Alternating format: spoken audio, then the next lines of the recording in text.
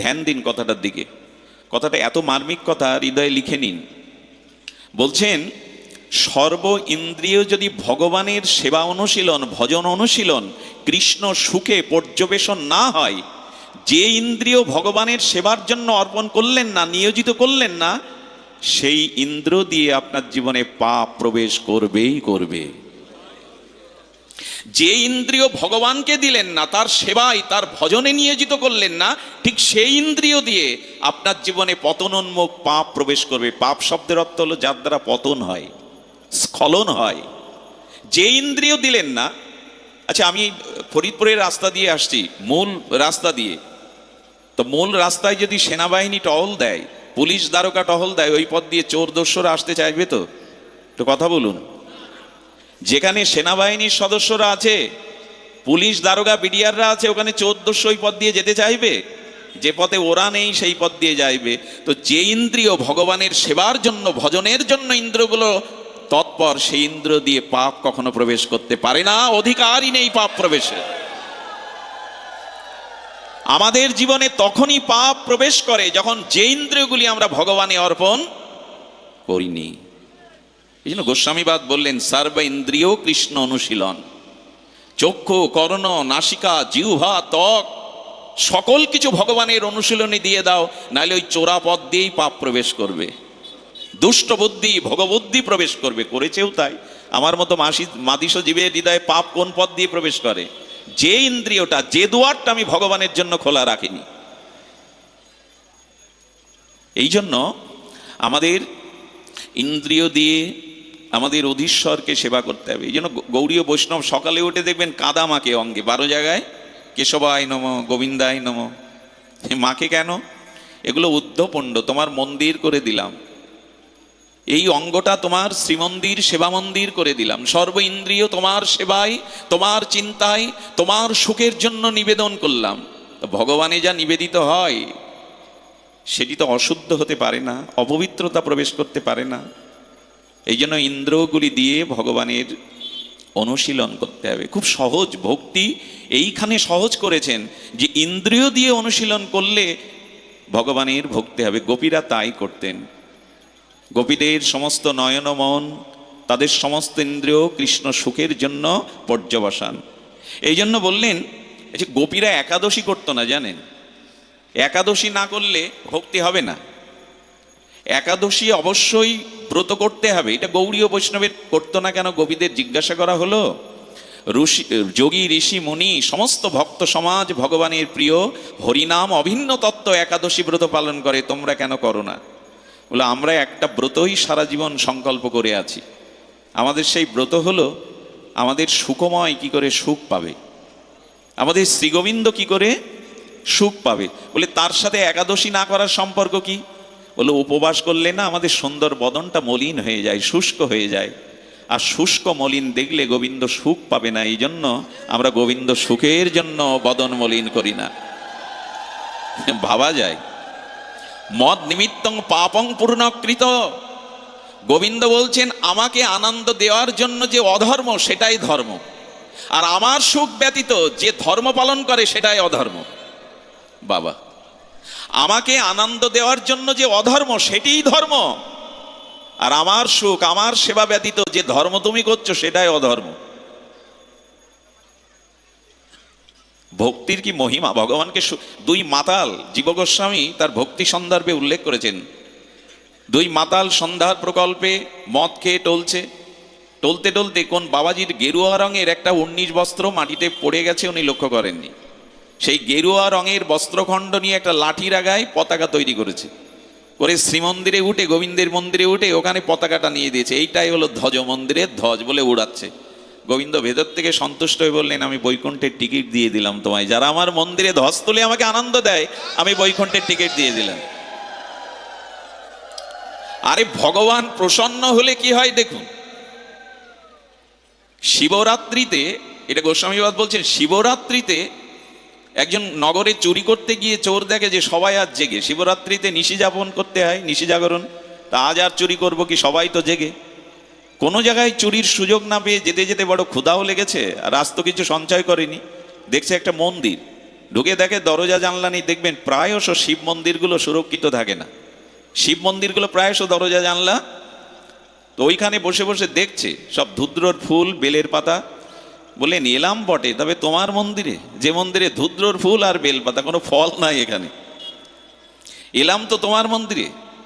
তো ওইখানে বিশ্রাম নিতে শুতে গিয়ে বলছেন, আচ্ছা চুরি তো করতে পারলাম না, কিছুই তো পেলাম না, এখানে খাবারও কিছু নেই, একেবারে এসে বসলাম তো ভিখারির মন্দিরে। শিব ঠাকুরকে গালি দিচ্ছে ভিখারি।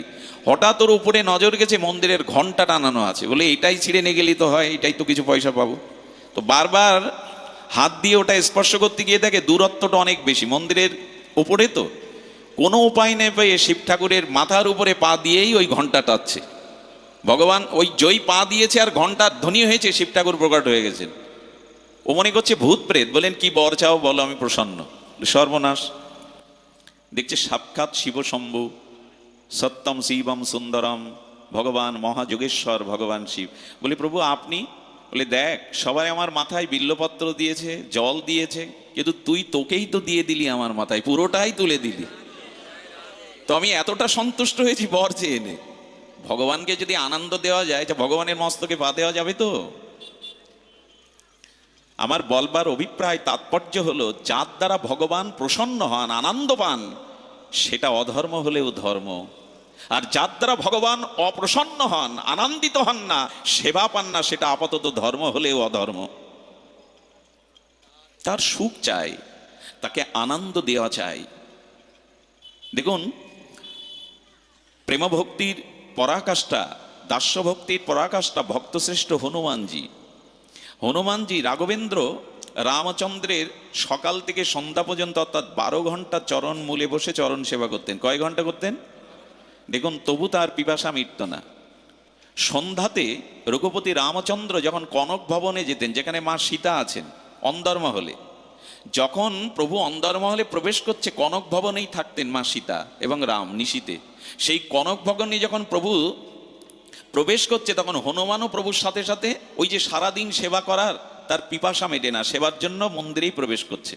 সখীরা বলছে দাঁড়াও হনুমান, আমরা জানি তুমি প্রভুকে ভালোবাসো, প্রভুর সেবা ছাড়া কিছুই জানো না, কিন্তু এটা দাম্পত্যের জায়গা, এটা মা সীতার একান্ত, এটা একান্ত অন্দরমহল, এখানে তোমার প্রবেশ অধিকার নাই। সীতা বলল হনুমান, আমি জানি বাবা তোমার সেবা সর্বত প্রভুর সুখের জন্য, কিন্তু এর ভিতরে কোনো দাম্পত্যের ঘরে তোমার প্রবেশ করার অধিকার, এখানে শুধু সখীরাই 2-4 জন থাকতে পারে। যেই দরজা বন্ধ করলো মা সীতা, হনুমান ওই দরজার পাশে বসে সারা রাত কাটাতো। সেবা কাকে বলে? সারা নিশি কাটাতো। প্রভাতে রামচন্দ্র যখন মন্দিরের বাইরে আসতেন কনক ভবনের, বলছেন হনুমান চোখ দুটি লাল, সারা রাত ঘুমায়নি। হনুমান তুমি এখানে? প্রভু তোমার চরণ সেবা ছাড়া যে কিছু ভালো লাগে না, রাত্রে ঘুম হয় না, তোমার ওই রাতুল চরণ সেবা করতে করতে এখন এক মুহূর্ত তোমার চরণ ছাড়া থাকতে ইচ্ছা করে না। বললেন কি করব বলো? ওর মধ্যে সখী বা সীতা ছাড়া তো কারোর প্রবেশ অধিকার নাই হনুমান। মা সীতাকে বলছেন মা কোনো উপায় করা যায় না, আমি যে তার চরণ সেবা ছাড়া আমার কোনো কিছুই জগতে ভালো লাগে না। সীতামা তখন বলছেন সখী ছাড়া কাউকে এখানে প্রবেশের অধিকার নাই হনুমন্তে। উনি সরজ নদীর তীরে বসে বসে কাঁদছেন, হে সরজদেব তুমি প্রকট হও। সরজদেব হনুমানের চোখের জলে প্রসন্নতায় প্রকট হয়ে বলছেন কি চাই তোমার? বলেন আমাকে হনুমান দেহ কেন দিলে, পুরুষ দেহ কেন দিলে, কেন সখী দেহ দিলে না? তাহলে দিনেও তাকে দেখতে পারতাম, সেবা করতে পারতাম, আবার রাতেও তার সেবার জন্য প্রস্তুত থাকতে পারতাম। তুমি যদি আমায় কিছু বর দিতে চাও, রাতের বেলা আমাকে সখী রূপ দিয়ে দাও, যাতে প্রভুর সেবা করতে পারি, যুগল সেবা করতে পারি। সরজদেব আশীর্বাদ করলেন, সরজদেব আশীর্বাদ করলেন হনুমন্তে আমি তোমায় আশীর্বাদ করছি, আশীর্বাদ করছি। তিনি চন্দ্রমুখী নামে এক সখীরূপ ধরতেন হনুমান, এবং সখীরূপ প্রাপ্ত হয়ে তিনি যুগলের সেবায়, রাঘবেন্দ্র সীতারামের সেবায় অতিবাহিত করতেন। একটি মুহূর্ত তিনি সেবাভিন্ন থাকতেন না। এই হলো প্রকৃত সেবার তাৎপর্য, প্রকৃত সেবার তাৎপর্য। এই জন্য গোপিকাদের কৃষ্ণ অনুসন্ধান, কৃষ্ণ সুখ অনুসন্ধান জগতে জানিয়ে গেল। ভগবানকে সর্বকিছু দিয়ে সুখ দেওয়ার নামই হলো উত্তমা ভক্তি। এই জন্য আমাদের ইন্দ্রগুলি সর্বতভাবে ভগবানের সেবায় নিয়োজিত করতে হবে। সর্ব ইন্দ্রিয় কৃষ্ণ অনুশীলন। দেখুন, গোপিকারা পান করত, গোবিন্দ রস ব্যতীত তারা কোনো কিছুই পান করত না। গোপিকাদের মনে এরকম ভাবনা, সকালে প্রভাতে নিদ্রাভঙ্গ হলেই গোবিন্দের মুখখানা তাদের মনে পড়ত। তো যখন মনে পড়ত তখন তারা মা যশোদার কাছে নন্দভবনে নন্দালয়ে গোপালের নামে নালিশের নাম করেই তারা উপস্থিত হতো নন্দমন্দিরে। নালিশটা ছিল, যশোদে, তোমার গোপাল চোর হয়েছে, চুরিবিদ্যায় সে পারঙ্গম হয়েছে, আমাদের ঘরে নবনীত ননি চুরি করে, তুমি ওকে শাসন করো। আচ্ছা, গোপীমারা কি চাইতেন এই নালিশের দ্বারা কৃষ্ণ তাদের ঘরে ননি চুরি না করতে যাক? নালিশ করতে আসতেন কেন? তারা বরঞ্চ ঘরে নবনীত পসরা সাজিয়ে দুয়ার খুলে ধ্যান করতো, এই বুঝি গোপাল এলো, এই বুঝি নুপুরের শব্দ শোনা গেল, এই বুঝি ঘরে কিছুটা ননি খেলো, কিছুটা ছড়ালো, কিছুটা বানরদের দিল। দরজায় বসে বসে বসে বসে তারা ধ্যান করত, এই বুঝি গোপাল এলো। যেদিন গোপিকাদের ঘরে গোপালের প্রবেশ না ঘটত, সেই দিনটা তারা দুর্দিন মনে করে তারা তাদের মুখবদনটা অন্ধকার করে বসে থাকতো। তারাই নালিশ করতে যেত কেন? বললো, নালিশের ছলে যদি তার মুখখানা প্রভাতে একবার দেখতে পায়। তাদের নয়ন মন সর্বদা তার সুখের জন্য, তার সুখের জন্য। দেখুন, রাধারানী কত ছল করছেন তাকে দেখবার জন্য, দর্শনের জন্য। জটিলা কুটিলা অভিমন্যু তারা মাতৃ সাধক, তারা কালী সাধক। এই জন্য সূর্য পূজার নাম করে রাধারানী কি করেন? রক্তিম চন্দন চর্চিত করে জবা ফুল তুলে থালা ভরান, মায়ের পূজায় যাচ্ছে, কিন্তু লক্ষ্য সূর্যগন্ধে শ্যামসুন্দরকে দেখা। প্রত্যেকটি ক্রিয়ার মধ্যে তাকে দেখবার যে লালসা, তাকে সুখ দেওয়ার যে পিপাসা, এটাই তো গোপী। আর তারাই আমাদের এটি জানিয়েছে, সর্ব ইন্দ্রিয় দিয়ে তার সুখ বিধান করো। আমি বারবার শব্দটা ফিরিয়ে আনছি এই জন্য যে একটা খুঁটিকে, পাথরের প্রস্তরকে মাটিতে প্রথিত করতে গেলে যেমন বারবার আঘাত করতে হয়, আঘাত করলে শক্তভাবে প্রথিত হয়ে যায়, ঠিক তেমনি করে বারবার এই কথাটা শুনতে হবে, শোনাতে হবে। গোপীরা একদিন মা যশোদাকে এসে প্রশ্ন করছে, মা যশোদে, আচ্ছা তোমার গোপাল এই বংশী বাদন মানে বাঁশি বাজানো কার কাছে শিখলো? গোপীরা জানতে এসছে সকাল সকাল, মা বাঁশি কি করে ও বাজানো শিখলো? যশোদা বললেন, কেন আগে বলবে তো, কেন আগে বলবে তো যে কেন বাঁশি বাজানো কোথা থেকে শিখলো, বাঁশির গুরুকে, কলাবিদ্যা কে শেখালো, কেন জানতে আসছো? বলেন, মা শ্যামসুন্দরের মুরলিতে যখন বংশীধ্বনি হয় আমাদের সব ভুল হয়ে যায়। ভুল তো রাসেও হয়েছিল, কাজলটা পড়েছিল পায়ে আর পায়ের আলতাটা পড়েছিল চোখে। কতটা কৃষ্ণময় হয়ে থাকলে এরকম ভুল হতে পারে বংশীধ্বনিতে? তো মা, আমরা যখন রান্না করতে বসি, রন্ধন করতে বসি, তখন সেই রন্ধনের বংশীধ্বনির সাথে সাথে আমরা কড়াইতে জল ঢালার বদলে জ্বলন্ত কাঠের উনানেই জল ঢেলে দিই, সেদিন আর রান্না হয় না। তো এমন বাঁশি তাকে কে শেখালো? বাঁশির গুরুকে কৃষ্ণর। যশোদা বললেন, গুরু সে নিজেই, বাঁশি সে কারো কাছে শেখেনি, সে নিজেই শিখেছে বাঁশি বাজানো। আচ্ছা, বাঁশি গোবিন্দ অন্য যন্ত্র পায়নি, তবলা, খোল, করতাল, মঞ্জরি, বাঁশি কেন নিল গোবিন্দ? মাধুর্য চতুষ্টয়ে গোবিন্দের বাঁশি একটি মাধুর্য, চারটি মাধুর্য, তার মধ্যে বেণু মাধুর্য, রূপ মাধুর্য, লীলা মাধুর্য, প্রেম মাধুর্য। এই চারটে আর কোনো ভগবৎ স্বরূপে বিষ্ণু, নারায়ণ এবং রামচন্দ্রেও নাই। বাঁশি আর কারো হাতে আছে? এমনকি দ্বারকাও নাই, মথুরায়ও নাই। তো বংশী কেন? বংশী এই জন্য গোবিন্দ বললেন, দেখুন বংশী সৃষ্টির অনেক কারণ থাকলেও আমি দুটি মূল কারণ আনছি, যেটা আপনাদের চিত্তে আবেশ আনবে, আপনাদের ভজন জীবনে, প্রগতিশীল ভজন জীবনে কিছুটা পথ এগিয়ে দেবে, প্রেরণা জাগাবে। ভজন প্রেরণা, এই দুটো মন দিন। আচ্ছা, বাঁশির কয়টা ছিদ্র? সাধারণত আড়বাঁশির 7টা ছিদ্রই থাকে, 6টার মুখের কাছে একটা। যার এত ছিদ্র, তাকে গোবিন্দ অধরে নিলেন কেন? আর কোনো যন্ত্র পাননি? তবে একটা কথা বলি, পৃথিবীর যত যন্ত্র আছে, মনের অনুভব প্রকাশ করবার বাঁশির মতো আর কোনো যন্ত্র জগতে এখনো আবিষ্কার। মনের সংবেদনশীলতা, মনের ভাব বা অনুভব প্রকাশের ন্যায় এমন মাধ্যম আর ওটা সরাসরি অধরে যোগ হয়, ওষ্ঠে যোগ হয়, আর হৃদয়ের সেই অনুভবটা অধর দিয়ে বংশীতে প্রকাশ হয়। আজও যদি মধ্যরাত্রে কোনো রাগ রাগিনী আলাপ করে কোনো মুরলীধারী বংশীধারী, তবে মন উতালা হবেই হবে, আজও হয়। তো গোবিন্দ এত ছিদ্র যার, তাকে হাতে নিলেন কেন? গোবিন্দ বাঁশিটা দেখিয়ে বলছেন, দেখো আমি তোমাদেরও অধরে নেব, তোমাদেরও আমার শ্রীহস্তে তুলে নেব, যদি বাঁশির স্বভাব তোমরা পাও। বাঁশির স্বভাবটা কি? ওর অনেক ছিদ্র বটে, 7টা ছিদ্র বটে, কিন্তু ওর একটা ভালো সরল স্বভাব আছে। সরলতা হলো ওর ভেতরটা একেবারে ফাঁকা। আচ্ছা, বাঁশির ভিতরে কিছু দিলে দাঁড়াবে? তরল বস্তু দাঁড়াবে? গোবিন্দনারায়ণ বললেন, অনেক দোষ থাকুক, কিন্তু কপটতা হৃদয়ে পুষে রেখো না, সব আমার চরণে খুলে বলো, আমাকে নিবেদন করো, সরল হও। যদি ভগবানের ভজন করতে চাও, তাহলে ভেতরে কোনো কপটতা চাতুরি বুদ্ধি রেখো না। বাঁশিতে কিছু, বরঞ্চ ওই ফাঁপা জায়গাটা, শূন্য জায়গাটায় যদি কিছু প্রবেশ করান, বাঁশি বাজবে কি বাবা? তোমার হৃদয়ে যত অনন্ত জন্মের পাপ আছে, দুর্বলতা আছে, সরলভাবে আমার নিকটে, সাধুর নিকটে সেটা উৎসর্গ করে দাও, সরল হও, নিজেকে প্রকাশ করো। আসলে যার বাইরে এক আর ভেতরে আর এক, গোবিন্দ তাকে কখনোই হাতে নেবেন না, তাকে অধরে তুলবেন না। গাও গাও সবে গৌরাঙ্গের গুণ, সরল করিয়া মন। এই সরলতার অনেক মূল্য জানেন। বর্তমান যান্ত্রিক জগতে, এই প্রযুক্তির জগতে আমরা সব যন্ত্র দানব হয়ে গেছি, যন্ত্রের মতো আমাদের হৃদয় হয়ে গেছে। রাস্তায় একটা মানুষ জল বলে চিৎকার করে মরতে থাকলেও কেউ জল নিয়ে এগিয়ে যায় না। কারণও আছে, কেন যায় না জানেন? যায় না, এই জল খাওয়ার পর যদি মরে যায়, পুলিশ আমাকেই ধরবে, তুমি কি খাইয়ে মেরেছো। পৃথিবী কোথায় চলে গেছে, কত যান্ত্রিকতার দানবীয় পাশবিকতায় চলে গেছে। একজন মানুষকে জল খাইয়ে যদি সে মারা যায়, আপনাকে পুলিশ ধরবে, তুমি তাকে মেরে দিয়েছো। সমাজ ব্যবস্থা, ব্যবহারিক জগৎ এখন বড় যান্ত্রিক হয়ে গেছে, যন্ত্রের মতো। গোবিন্দ বললেন, ভেতরটা শূন্য রেখে দাও, সরল হও। সরলতার মহিমা বলতে চাইছিলাম না, কিন্তু দেখুন, উত্তর ভারতে একজন পাটনি ছিল। পাটনি কাকে বলে? হিন্দিতে কিবোর্ড বলে। কিবোর্ড মানে যারা পারাপার করে, খেয়া পারানি যাদের পেশা।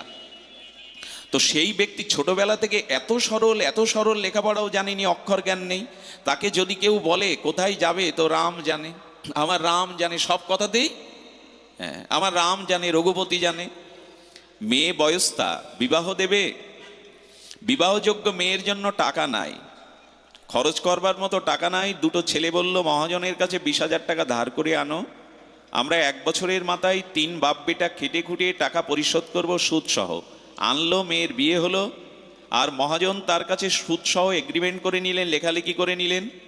1 বছর পরে পুত্ররা আয় করে বাবার হাতে টাকা দিয়ে দিল। টাকা মহাজনের কাছে দেওয়ার পরে বললেন, এই আপনার এগ্রিমেন্ট, এখানে সই করুন। বললো, আমি তো লেখাপড়া জানি না। বলে, প্রমাণ কি করে হবে আপনি শোধ করেছেন? আমার রাম জানে, সব কথাতেই আমার রাম জানে, আমার রঘুপতি জানে। তখন সেই মহাজনের মাথায় একটা পাপ বুদ্ধি এসে গেল, সব যখন রাম জানে, তখন একে ঠকানো যায়। উনি মূল খাতায় টাকা জমা করে ওটা গোপনে সিন্ধুকে রেখে দিয়ে একটা সাদা কাগজে লিখেছেন, আমি অনিবার্য কারণবশত, আমার অভাবের কারণে আমি উপযুক্ত সময়ে টাকা পরিশোধ করতে পারলাম না, পরবর্তী সময়ে ডেটের মধ্যে আমি টাকা পরিশোধ করব বলে টিপ নিয়েছে। 1 সপ্তাহ পরে উত্তর ভারতের কোর্টে, এটা রাজস্থানে, কেস করে দিয়েছে যে উনি ডেট ওভার হয়ে গেছে, টাকা শোধ দেননি। কোর্টে কেস তুলেছে। কেসের পরে যখন নোটিশ এসেছে, তখন মন্দিরের পূজারী বললেন, তুমি যে টাকা দিয়ে এসেছিলে, তোমার কাছে কোনো কাগজ দেয়নি? বলে, হ্যাঁ দিয়েছে। তো সেই কাগজটা কোথায় রেখেছো? বলো, আমি আর কাগজ নিয়ে করবো, রামচন্দ্রের চরণে, মানে বিগ্রহের চরণে রেখে দিয়েছে, ওটা রাম জানে। ওইটা পড়ে পূজারী বললেন, সর্বনাশ, ও তো তোমায় ঠকিয়েছে, এখানে লেখা তুমি অভাববশত টাকা পরিশোধ করতে পারোনি, টিপ নিয়েছে। রামের দিকে তাকিয়ে বলছেন, তুমি তো সব জানো প্রভু, তুমি তো সব জানো। কোর্টে হাজির হয়েছে, উঠে জজ সাহেব তাকাচ্ছেন, ওরা তো অনুভবী, জজ হতে তো সাধারণ না, ওরা অনুভব করতে পারে। উনি বলছেন, মহাবতার, আমি টাকা ওনাকে দিয়েছি, তো টাকা যখন দিয়েছেন, তো টাকার জন্য আপনি পরিশোধের কপি নেননি, যে আপনি পরিশোধ করেছেন বলে এইটা নিয়েছে। ওটা দেওয়ার পরে জজও দেখছেন, উনি টিপ দিয়েছেন যে আমি টাকা অভাববশত দিতে পারিনি। তো বলেন, আচ্ছা, টাকা যখন লেনদেন হয়, তখন তোমাদের মাঝে তৃতীয় কোনো ব্যক্তি ছিল? তখন, হ্যাঁ প্রভু ছিল, আমার রাম ছিল। জজ মনে করেছে এই রাম কোনো ব্যক্তি রাম। ওনার সরলতাকে দেখে জজ সাহেবের প্রসন্নতা এলো। উনি কোর্ট থেকে নামার পরে পেশকারকে ডেকে বললেন, আমি তোমায় টাকা দিচ্ছি। এমন একজন সরল লোক, মুখ দেখে মনে হচ্ছে দোষী না, সেটি দোষী। তুমি যাও তো ওর গ্রামে গিয়ে যে রাম মাঝখানে ছিল তাকে আসা যাওয়ার ভাড়া দিয়ে আগামী 1 সপ্তাহ পরে কোর্টে হাজির হতে বলবে। জজ সাহেব পেশকারকে অর্থ দিয়ে দিলেন। পেশকার একদিন আগে ওই গ্রামে এসে শুনছে রাম কার নাম এখানে, কিন্তু ওই রাম নামের এখানে কেউ, রঘুনাথ নামের এখানে কেউ নেই। ওই মন্দিরের পূজারী বিকালবেলা বসে জপ করলো, জয় রঘুনাথ জয় রঘুনাথ জয় রাম। বললেন তাহলে এই রঘুনাথ বা এই রাম? ওনাকে এসে জোর করে কোনো রকমের টিপটা নিয়ে বললেন কাল কোর্টে হাজির হবে।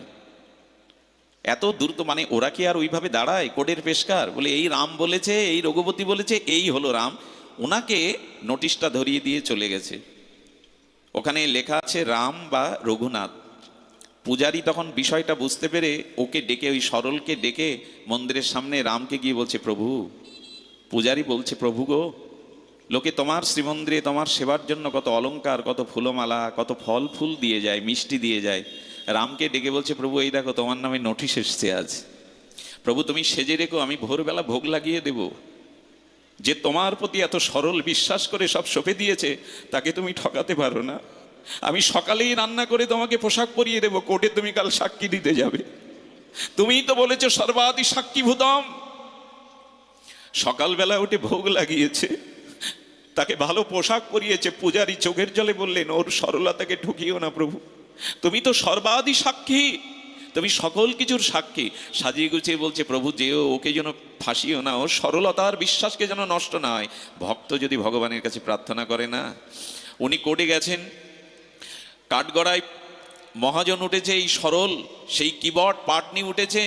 তখন পেশকারকে আদেশ দিচ্ছেন জজ সাহেব সেই রামকে রঘুনাথকে হাজির হতে বলো। কোর্টে সুর করে ডাকে না রঘুনাথ হাজির হও, রঘুনাথ হাজির হও।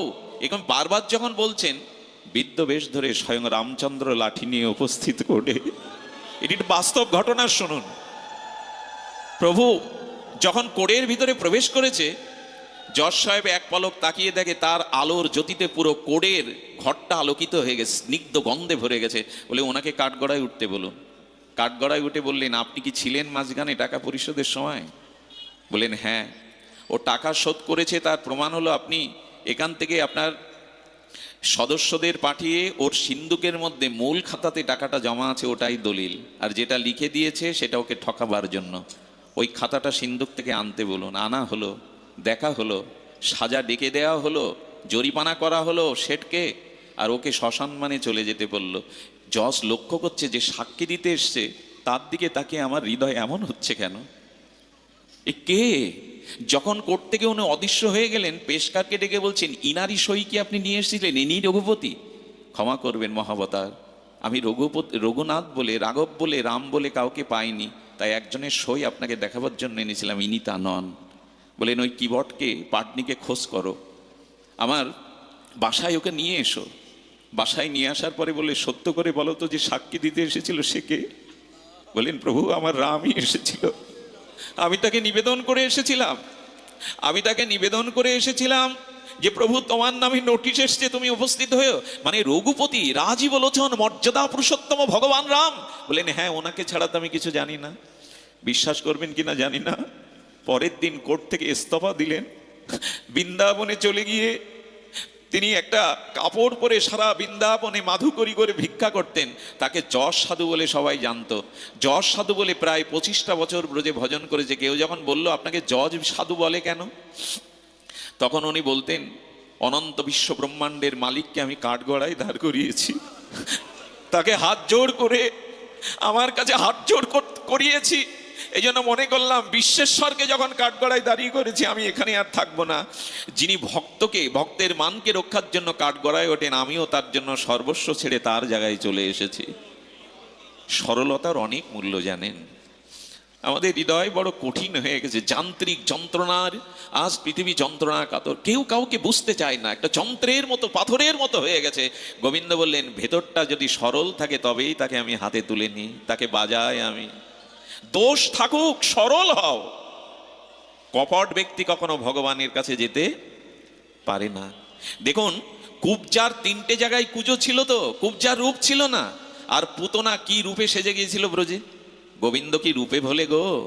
যদি রূপে ভুলতো তবে পুতনার রূপে গোবিন্দ তাকে তাকে গ্রহণ করত। কুব্জার রূপ ছিল না, কিন্তু হৃদয়ের ভাব ছিল। দেখুন, গোপী মানে নারী না, গোপী মানে ব্রজের কিশোরী নারী না, গোপী হলো একটা ভাব, পুরুষও না নারীও না, গোপী হলো ভাব। ভাবকেই গোপী বলে। যার হৃদয়ের সরল ভাব আছে, নিবেদনের ভাব আছে, তিনি গোপী পদবাচ্য। গোপী মানে নারী দেহ না, পুরুষ দেহ না, গোপীকে বলা হয় বিশেষ ভাব, কৃষ্ণ সুখ অনুসন্ধান যাদের। এই জন্য গোবিন্দ বললেন কিছু লুকিয়ে রেখো না। এই জন্য দেখবেন ভগবানের একটা স্বভাব আছে, পৃথিবীতে নিজের গোপন পাপের কথা কোথাও স্বীকার না করলে মানুষ ভগবানের সামনে গিয়ে ওটা স্বীকার করে। ওইখানে গেলেই চিত্ত সরল হয়, সচ্চিদানন্দ। তো গোবিন্দ বললেন বাঁশি। আচ্ছা, এই জন্য দেখবেন 6টা ছিদ্র থাকলেও গোবিন্দ তাকে নিয়েছেন। এই সরলতা আজ আমাদের ভজনে নাই, আমার মতো মাতিষ্য জীবের নাই। যাদের আছে তারা অবশ্যই করুণা লাভ করবে। শুধু ভক্তগণ, বাঁশি সৃষ্টির অনেক কারণ থাকলে একটি কারণ মহৎ উল্লেখ করেছে, সেটা আপনাদের জানায়। কারণটি বড় মার্মিক কারণ। শ্রীধাম বৃন্দাবনে এটা পুষ্প কানন ছিল। তো পুষ্প কাননটা ব্যক্তিগত এক ব্যক্তির থাকাতে তিনি ফল ফুল আর সুন্দর বাতাবরণে সৃষ্টি করেছিলেন কুসুম কানন। বৃন্দাবনের স্বাভাবিক বিচারণকারী সমস্ত প্রাণীগণ ওখানে তৃণ খেতে, ফল ফুল খেতে, পাতা খেতে প্রবেশ করত। আর এক ব্যক্তি একটা বাঁশের আগার লাঠি নিয়ে ওদেরকে প্রহার করত। গোবিন্দ একদিন যখন গোষ্ঠে ব্রজভূমিতে এসে দাঁড়ালেন, সমস্ত প্রাণীগুলো গোবিন্দের চরণে গিয়ে আকুতি প্রার্থনা জানালো, প্রভু তোমার বৃন্দাবন, রাধারানীর বৃন্দাবন, শোকময় আনন্দময় বৃন্দাবন, কিন্তু এখানে ফুল লতাপাতা আস্বাদন করতে গেলে আমাদেরকে প্রহার করে, প্রহার খেতে হয়, আমাদেরকে আঘাত পেতে হয়। গোবিন্দ বললেন বৃন্দাবন স্বাভাবিক আনন্দময় ভূমি, এখানে এখানে কেউ কাউকে শাসন করে না, এখানে আসে সোহাগ, এখানে আসে প্রীতি, এখানে আসে প্রেম, এখানে আছে আনন্দের তরঙ্গ, এখানে আছে পবন হিল্লল, এখানে ফুলময় আনন্দময় বৃন্দাবন, কেউ এখানে প্রহার করবে না, আমি কথা দিচ্ছি। গোবিন্দ ফিরে এলেন, এসে যার হাতে লাঠি ছিল না প্রথমে এক হাত দিয়ে ধরলেন, 3টে আঙুল লাঠিতে স্পর্শ করার সাথে সাথে 3টে ছিদ্র হয়ে গেল। আবার বাম হস্ত দিয়ে যখন 3টে আঙুল দিয়ে লাঠিটা ধরলেন আর 3টে ছিদ্র হয়ে গেল। গোবিন্দ ওটা নিয়ে যেই অধরে দিলেন, সঙ্গে সঙ্গে শাসন করার যন্ত্র আনন্দ সুরলহতি বাসি হয়ে গেল। বিষ অমৃত হয় যদি গোবিন্দের কাছে যায়, বিষ অমৃত হয় যদি গোবিন্দকে অর্পণ করা হয়। সেই থেকে গোবিন্দ এই মুরলীর ধ্বনি সমস্ত ব্রজবাসীদেরকে আকর্ষণ করেন। মুরলী আর কোথাও নাই। দেখুন, এই কথাটা বলতে গেলে বড় দুর্বল হয়ে যেতে হয়। অক্কুরুর যেদিন নিতে এলেন গোবিন্দকে, ব্রজ থেকে অক্কুর যখন মথুরায় নিতে এলেন, সেদিন গোবিন্দ রথ থেকে নেমে মূর্ছা প্রায় ধোলাই ধূসারিত গোপীদের কাছে গিয়ে রাধারানীকে বলেছিলেন, রায় রায় আমি আসব, 2-3 দিনের মধ্যে আমি ফিরে আসব, তবে এই বাঁশি তোমার জন্য তুমি রেখে দাও। আচ্ছা, বাঁশি দিতে গেলেন কেন? গোবিন্দকে বললেন তোমাকে যদি না পায় তোমার বাঁশি নিয়ে কি হবে প্রাণনা? আমাদের বুকের ওপর দিয়েই তোমার, আসলে এই বর্ণনাগুলো যদি পড়তে চান, ভাগ্য ফরিদপুরবাসীর। কারণ ডক্টর মহানম্রত ব্রহ্মচারীর মতো মহাত্মা, বন্ধু সুন্দরের আদরের দুলাল, সারা বিশ্বে গঙ্গাত্তরী যেভাবে গৌর কথা কৃষ্ণ কথা প্রচার করেছেন, এমন নিরপেক্ষ লেখনী জগতে খুব কম এসেছে। মহানামজি প্রণম্য, সমস্ত সম্প্রদায়ের বন্দনীয় চরণ মহানামজি, তিনি যেভাবে বর্ণনা করেছেন উদ্ধব সন্দেশ, জগতে এটা বড় বিরল, জগতে বড় বিরল। তো ওইখানে বাঁশি দিতে গিয়ে শ্যামসুন্দরের দিকে অশ্রু সজল নয়না ঠাকুরানী বললেন, তোমাকে যদি না পাই বাঁশি নিয়ে কে হবে? বললেন, এ বাঁশি আমার জন্য নয় রাধে, এ বাঁশি তোমার জন্যই। এ বাঁশি রাধা ছাড়া, গোপী ছাড়া আর কারো গুণকীর্তন করে না, এ বাঁশি তোমার জন্য। আসলে বাঁশি, হাসি, আনন্দ রাশি, গোবিন্দের লাবণ্য রাশি, লীলা মাধুর্য সব রাধারানীর জন্যই তো, গোপীদের জন্যই তো। এই জন্য বাঁশির মহিমা হলো এইখান থেকে। বাঁশি শাসন করে না, বাঁশি প্রেমের রাগ আলাপ করে, চিত্তকে বিমল করে। বাঁশি ঘর ছাড়া করে গোবিন্দ চরণে জোর করে টেনে আনে। এই জন্য বংশীও তাকে সেবা দিয়ে চলেছে।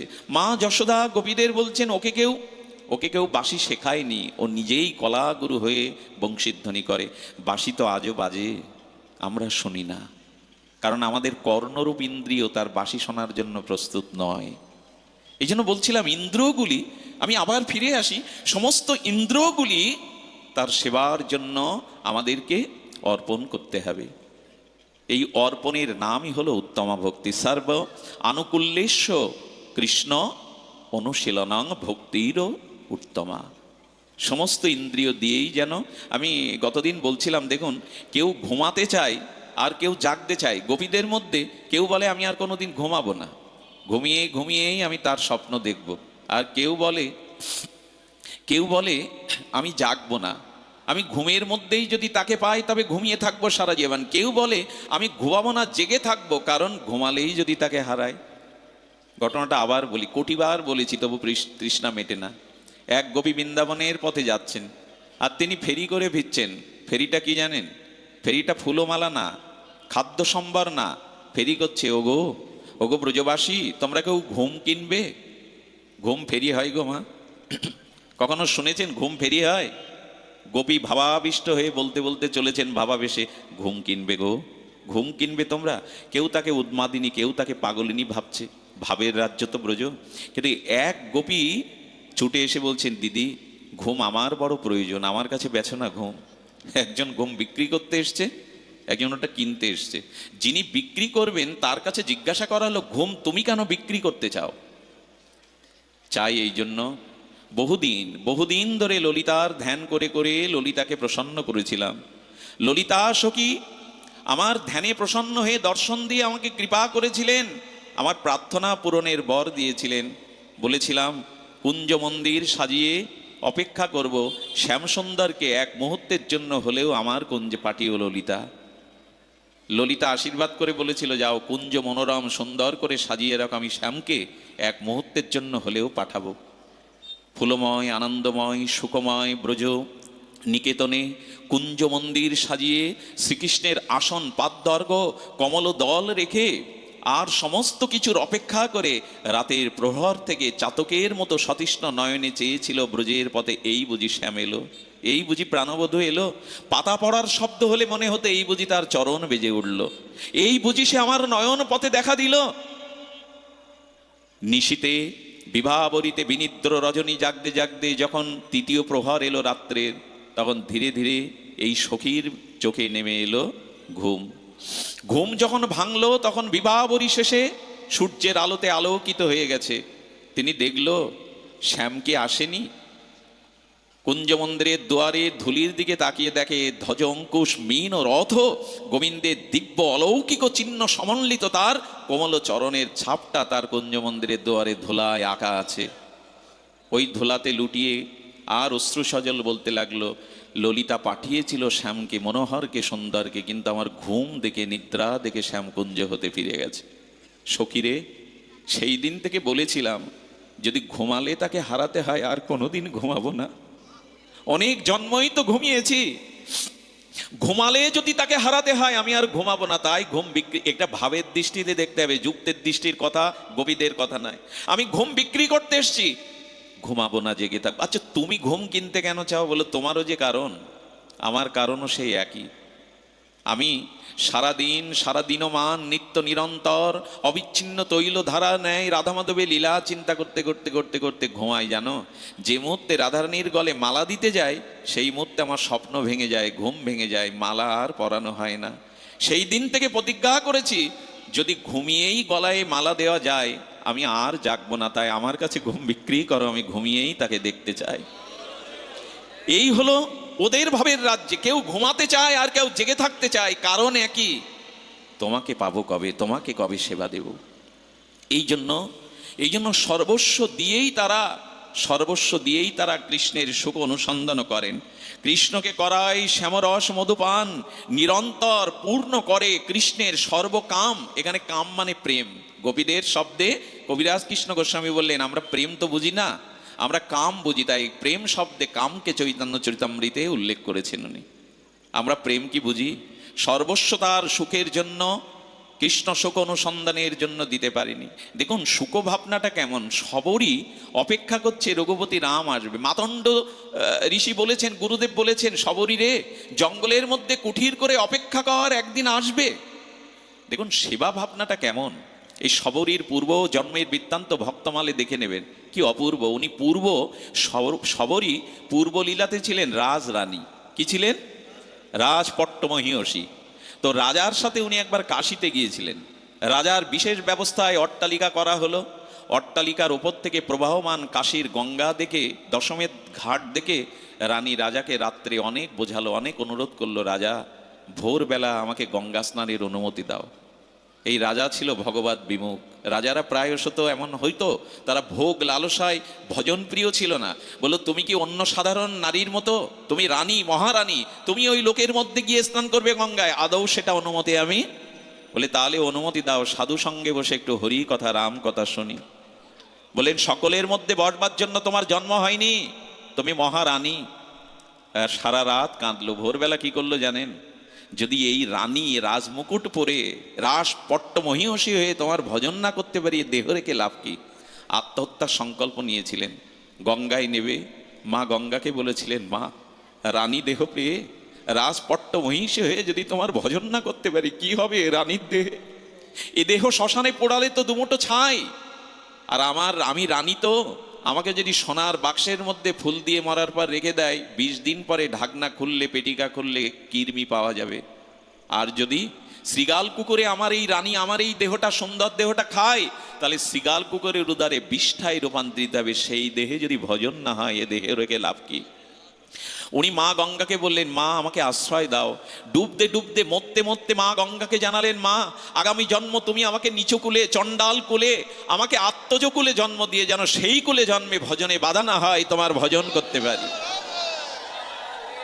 এইভাবে সংকল্প করে রানী দেহ ত্যাগ করলো গঙ্গায়।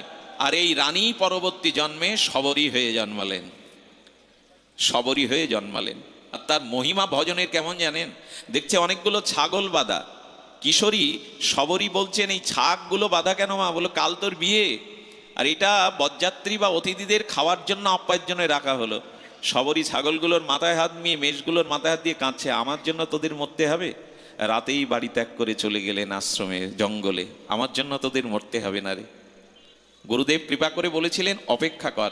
কেমন সেবা দেখুন, পথে চোখে দেখতে পায় না, সারা জীবনের অভ্যাসের কুসুম ফুলগুলো তুলে, আর কোমল ফুলগুলো তুলে পথে ফুল সাজায়, চাদর বেছে দেয় পথে। কেন জানেন? আমার রাম আসবে, পথে যেন কাকর কাঁটা তার পায়ে বিদ্ধ না হয়। কেমন সুখের চিন্তা করলে পথে ফুলের বিছানা বাঁধিয়ে রাখে শবরী। কেউ যখন ওই পথ দিয়ে যেতে চায়, হাত জোড় করে বলে, বাবা, আমার রামের পদ পড়বে এখানে, কাকর যেন না পড়ে, তোমরা এটা উচ্ছিষ্ট করো না।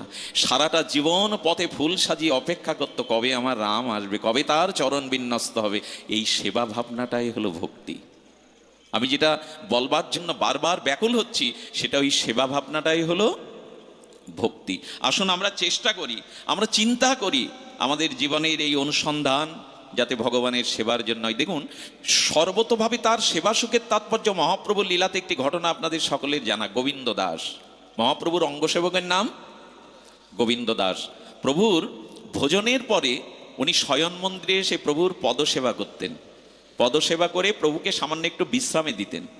তো সেদিন মহাপ্রভু ওনার নির্দিষ্ট স্থানে শয়ন না করে, যে শয়ন মন্দিরের যে দুয়ারটা আছে, দুয়ারের সামনেই, একেবারে ভেতরের অংশে সামনেই মহাপ্রভু দীর্ঘ শরীর, চিন্ময় শরীরে, ওইখানেই উনি শয়ন করে আছেন। গোবিন্দ বলছেন, প্রভু একটু সরে যাও না, সরে না গেলে, ভেতরে গেলে তোমার পদসেবা করতে পারবো না। মহাপ্রভু একটু আড়ামোড়া খেয়ে বললেন, গোবিন্দ, আজ সেবাটা বেশি হয়ে গেছে, আমি এখান থেকে সরতে পারবো না, তোমার যা ইচ্ছা তাই করো। সঙ্গে সঙ্গে চিন্তা করলেন, প্রভুর চরণ সেবা না করে তো আমি থাকতে পারবো না, কিন্তু কি করে যাই? দরজা, প্রবেশের পথ তো একটাই, প্রভু সেখানে দীর্ঘদেহী হয়ে দরজার সামনে একেবারে আর হয়ে শয্যায় গেছেন। তখন চিন্তা করলো, যদি প্রভুকে ডিঙিয়ে মর্যাদা লঙ্ঘন করে যায়, তাহলে প্রভুকে লঙ্ঘন করার সাথে সাথে তোমার নরক বাস হবে। প্রভুকে যদি ডিঙিয়ে লঙ্ঘন করে যায়, যেই ভেবেছে প্রভুর ভেতরে যেতে গেলে মর্যাদা লঙ্ঘন হলে নরকে যাব, নিজের গালে চড় বসিয়ে দিয়েছেন। ওরে, চরণ সেবার থেকে তো নরকে যাওয়ার ভয় বেশি হলো, সেবার চিন্তা নাই।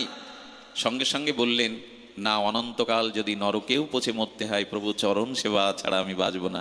এই দেখুন, অধর্মটা ধর্ম হয় কি করে? প্রভুর সেবার জন্য উনি মর্যাদা লঙ্ঘন করে ডিঙিয়ে ওপারে গেলেন। ভগবানকে ডিঙানো যায়?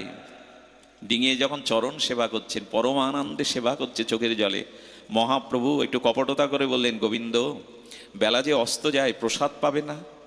বলেন, দরজার সামনে যদি কেউ এভাবে পড়ে থাকে, বাইরে যেতে হয় কি করে প্রভু? বলেন, যেভাবে প্রবেশ করেছিলে ওইভাবেই তো যেতে পারতে। যেভাবে প্রবেশ করেছিলেন, প্রভু তো জানেন সবই, আমাদের শিক্ষার জন্য এই লীলাটা, সেভাবেই বাইরে লঙ্ঘন করতে পারতে। চোখের জলে গোবিন্দ যে কথা বলেছিল, হৃদয়ে লিখবার মতো কথা বলেছিল, প্রভু ভেতরে প্রবেশ করেছিলাম তোমার রাতুল চরণ সেবার জন্য, আর বাইরে যেতে হবে নিজের উদর পরিপূরণের জন্য। এই বুদ্ধি যেন কোনো জন্মে না হয়, এই বুদ্ধি যেন কোনো কালে কোনো জন্মে না হয়। দেখুন তো এদের ভাবনাটা কি। তোমার সেবা করতে গিয়ে যদি চরণ সেবা অনন্তকাল নরকেরও কীট হতে হয়, সেটাই আনন্দ, কিন্তু তোমার সেবা ছাড়া থাকতে পারবো না। এই হলো ভগবানের ভক্তি, এই হলো ইষ্টে প্রীতি।